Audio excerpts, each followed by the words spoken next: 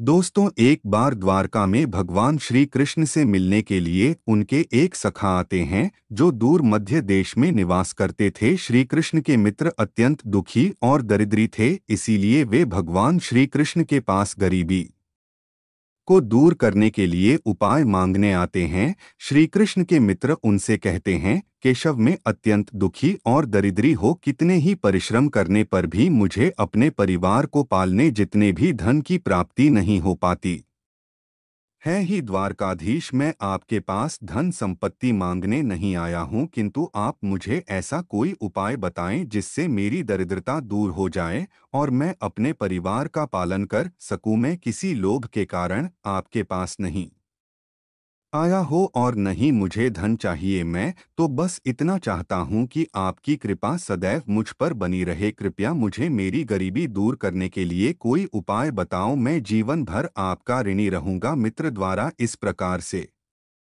प्रार्थना करने पर भगवान श्री कृष्ण कहते हैं, हे सखा, मैं सब कुछ जानता हूँ, तुम्हारे दुख के बारे में भी और तुम्हारी दरिद्रता का कारण भी, और मैं यह भी जानता हूँ कि तुम मेरे पास धन मान में नहीं आए हो और मेरे द्वारा तुम्हें धन देने पर भी तुम उसे स्वीकार नहीं करोगे। इसीलिए मैं तुम्हारे स्वाभिमान का मान रखते हुए तुम्हें धन तो नहीं दूंगा, किंतु मैं तुम्हें एक उपाय अवश्य बताता हूँ जिससे तुम अपनी गरीबी दूर कर सकोगे, तुम्हारी दरिद्रता का नाश होगा और तुम्हें अपार धन संपत्ति की प्राप्ति होगी। है मित्र, इस अत्यंत महत्वपूर्ण धन प्राप्ति के उपाय को बताने से पूर्व मैं तुम्हें एक महान कथा सुनाता हूँ जिससे सुनने मात्र से ही तुम्हारी सभी मनोकामनाएं पूर्ण हो जाएंगी। और जो उपाय मैं तुम्हें बताने जा रहा हूँ उस उपाय को करके तुम्हारी दरिद्रता भी दूर हो जाएगी। इसीलिए इस कथा को तुम ध्यान से सुनो। इस कथा में मैं तुम्हें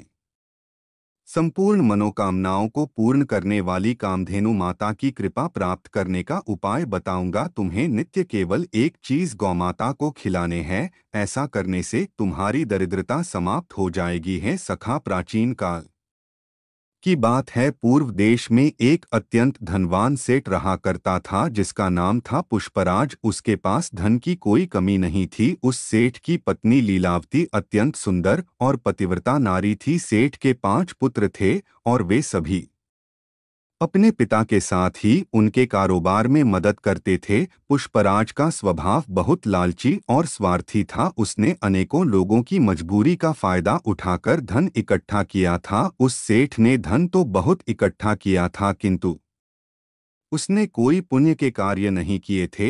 शास्त्र कहते हैं कि मनुष्य जितना कमाता है उसका एक भाग उसे दान करना चाहिए, किंतु स्वार्थ और लालच के कारण सेठ ने कभी एक पैसा भी दान नहीं किया था। उसके द्वार पर आए किसी भी भिक्षुक को उसने एक कौड़ी का भी दान नहीं किया, जिस कारण से उसके पुण्य न के बराबर थे। फिर एक दिन सेठ के घर पर चोर लुटेरों ने हमला कर दिया और उसका सारा धन हड़प लिया। एकदम से लक्ष्मी को खो देने के कारण वह सेठ बहुत निराश हुआ और सदैव चिंता में रहने लगा। चिंता करने के कारण उसके शरीर में नाना प्रकार के रोग प्रकट हुए और वह बीमार होकर घर पर ही पड़ा रहा। धन के अभाव में उसका परिवार गरीबी में जीवन बिताने लगा। उसके बेटे भी खेत में काम करने लगे, लेकिन मेहनत करके भी वे थोड़ा सा ही धन कमा पा रहे थे और अपने परिवार का पेट पाल रहे थे। बहुत दिन बीत गए। उस सेठ की तबीयत दिन ब दिन खराब होती जा रही थी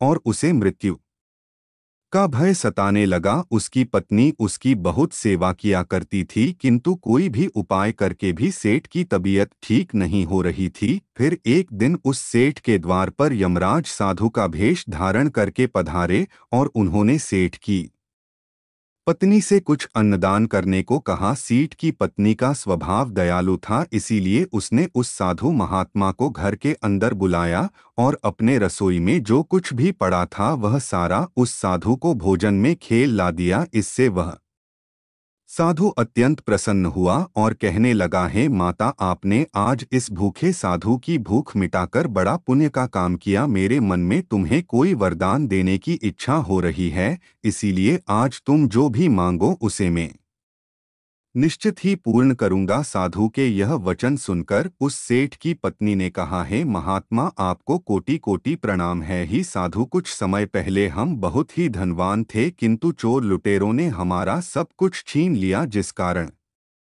से हमें दरिद्रता में जीवन बिताना पड़ रहा है। मेरे पति की भी तबीयत खराब हो गई और वे भी मृत्युशैया पर लेटे हुए हैं। कृपया आप कुछ ऐसा उपाय बताएं हैं जिससे हमारे दुख दूर हो जाएं। उस सेठ की पत्नी की बात सुनकर वह साधु महात्मा बोले, हैं माता, तुम्हारी यह दुर्दशा तुम्हारे पति के कुकर्मों के कारण हुई है। उसने अपने जीवन में कभी दान धर्म नहीं किया, कभी कोई पुण्य का काम नहीं किया। उसने दूसरों को दुख देकर ही इतना सारा धन प्राप्त किया है, इसीलिए दुर्भाग्य उसका पीछा नहीं छोड़ रहा है। किंतु यदि तुम इस दुर्भाग्य से पीछा छुड़ाना चाहती हो तो मैं तुम्हें एक उपाय अवश्य बताऊंगा। तुम अभी सभी मनोकामनाओं को पूर्ण करने वाली कामधेनु माता की शरण में जाओ, वे निश्चित ही तुम्हारे दुख दूर करेंगी। तुम एक गाय अपने घर पर लाकर उसकी सेवा करो और नित्य उसे एक चीज खिलाओ जो मैं तुम्हें बताऊंगा, जिससे तुम्हारी दरिद्रता दूर हो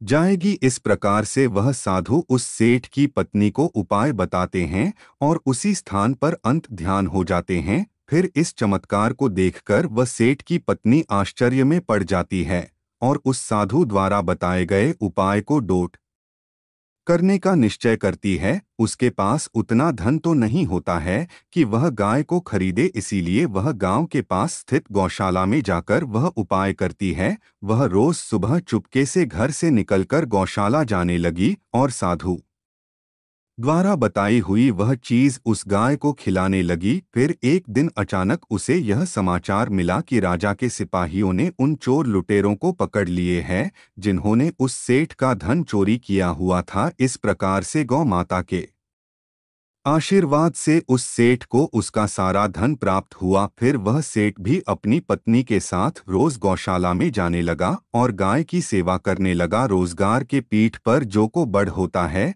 उसे स्पर्श करने लगा, जिससे उसके सभी रोग भी नष्ट हो गए और वह फिर से स्वस्थ हो गए। इस प्रकार से गाय की सेवा करने मात्र से ही उस सेठ को सारी संपत्ति वापस मिल गई। उसके बाद वह सेठ रोज दान धर्म करता। उसने अपने घर के पास एक गौशाला भी बनाई और रोज गायों की सेवा करने लगा। श्री कृष्ण कहते हैं, हे सखा, अब मैं तुम्हें बताता हूँ गाय की सेवा कैसे करनी चाहिए और गाय को कौन सी चीज खिलाने से धन की प्राप्ति होती है। थे मित्र, शास्त्रों में गाय को माता कहा गया है और समस्त देवी देवता भी इनका पूजन करते हैं। गायों के 6 अंग गोबर, मूत्र, दुग्ध, दधि और घृत, यह अत्यंत पवित्र और शुद्ध के साधन भी है। गोबर से बिल्व वृक्ष उत्पन्न हुआ, उसमें लक्ष्मी विद्यमान है, इसलिए इसे श्री वृक्ष कहा जाता है। गोबर से ही कमल के बीज उत्पन्न हुए हैं। गोमूत्र से गुग्गुल की उत्पत्ति हुई है जो देखने में प्रिय और सुगंध युक्त है, जो सभी देवों का आहार है। संसार में मूलभूत गोदुग्ध से उत्पन्न है सभी मांगलिक पदार्थ। दही से उत्पन्न है, घी से अमृत उत्पन्न होता है जो देवों की तृप्ति का साधन है। गाय से ही यज्ञ प्रवृत्त होता है। गौ माता के शरीर में 33 कोटि देवी देवताओं का निवास होता है।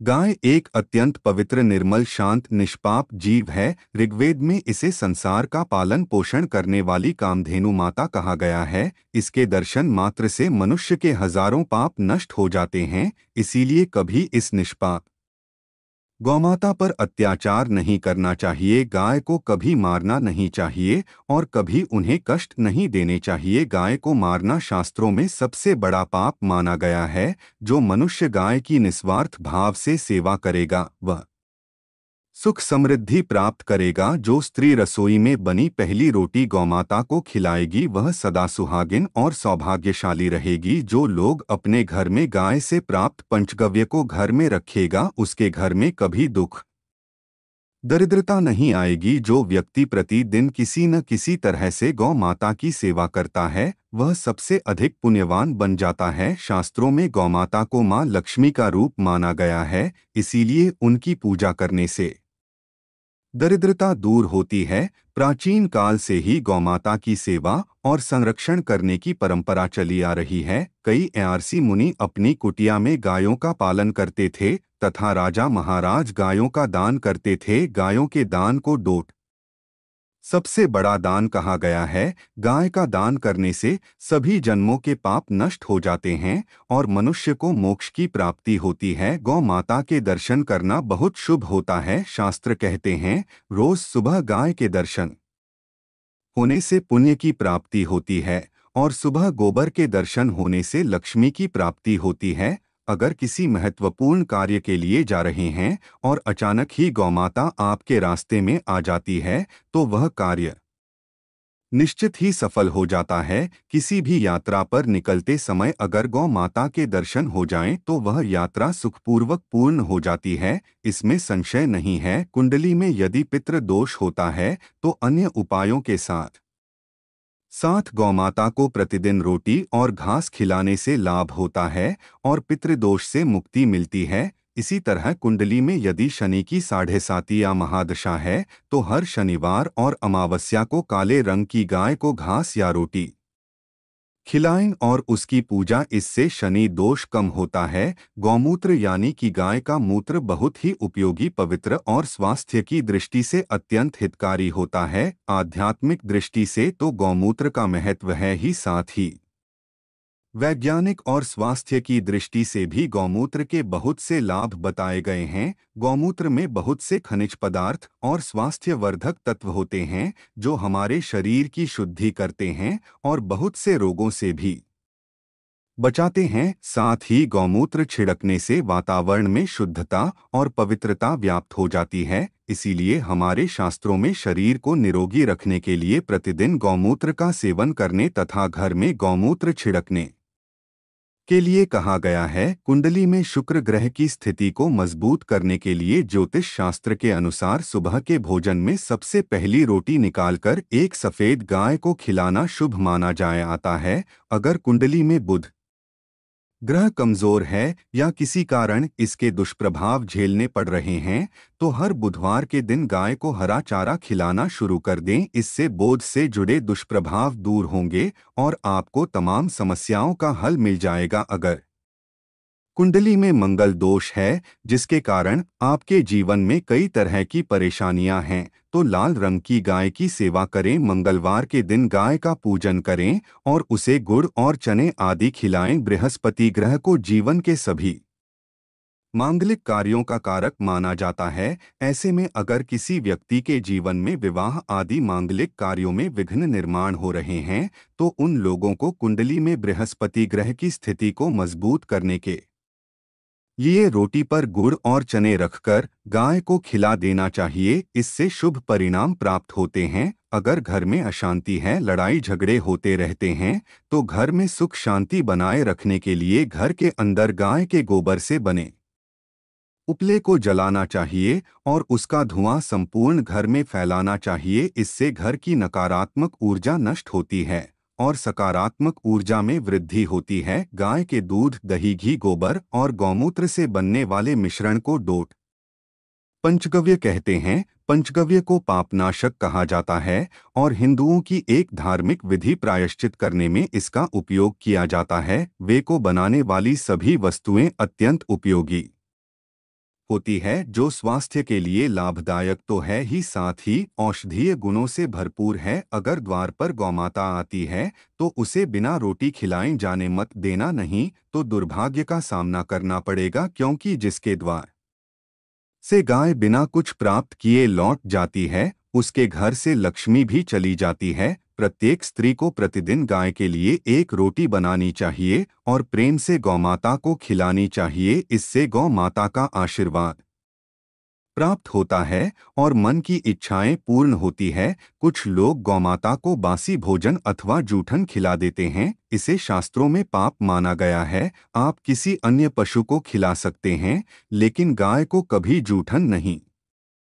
खिलाना चाहिए। भूख लगने के कारण गौमाता उस अन्न को ग्रहण कर लेती है, लेकिन इसका पाप उस व्यक्ति को लगता है जो गौमाता को ऐसा बासी भोजन खिलाता है। गाय एक शाकाहारी और पवित्र पशु है, इसीलिए गाय के भोजन में कभी मांस, अंडे आदि चीजें नहीं डालनी चाहिए। ऐसा करने से महापाप लगता है। यदि कुंडली में चंद्र दोष है और जिसके कारण लगातार परेशानी उठानी पड़ रही है, तो रोटी पर सफेद मक्खन, नमक और घी लगाकर गौमाता को खिला दे। यदि शनि दोष है तो आटे में थोड़े काले तिल मिलाकर रोटी बनाकर गौमाता को खिला दें, इससे शनि दोष समाप्त होता है। मंगल दोष को दूर करने के लिए रोटी पर हल्दी लगाकर गाय को खिलाना चाहिए। अगर घर में धन की समस्या है तो गुरुवार के दिन गाय को केले का फल खिलाना चाहिए, इससे दरिद्रता दूर होती है। गौमाता के पीठ पर एक उभरा हुआ को बड़ होता है,